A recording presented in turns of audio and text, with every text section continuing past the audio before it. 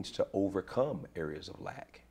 But when is enough enough? I mean, when do you have too many yachts, or too many TVs, too many cars? Is there a point where it begins to corrupt you? Well, our society, of course, will have a problem with excess, but it's what you do with it.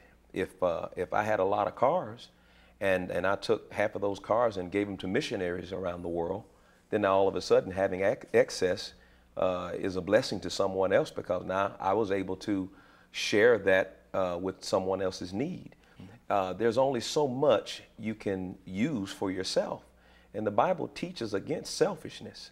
But when we begin to operate in unconditional love, it's always looking at how God has prospered you, and then be grateful for that and begin to pray and find out, now that God has blessed me, how can I be a blessing to somebody else? World Changers Church International, by all appearances, is a successful ministry.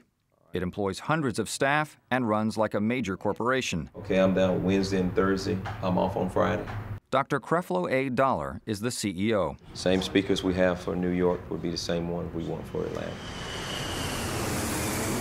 He also runs Creflo Dollar Ministries, a publishing company that is separate from his church operation. As a result, he travels to meetings, conferences, and speaking engagements around the world on a regular basis.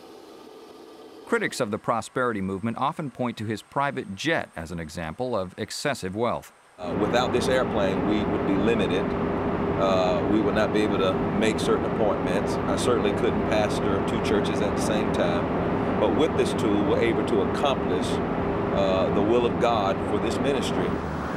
While at the World Changers headquarters, Dr. Creflo Dollar admitted that his operation has grown beyond his early goals.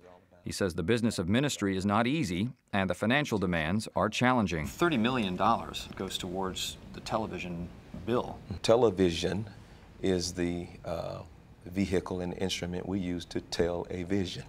And we want to tell the vision of the Word of God, and how God is a God of love, and He wants to help people in every situation.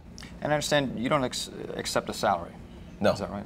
No, I receive funds from all of my intellectual properties.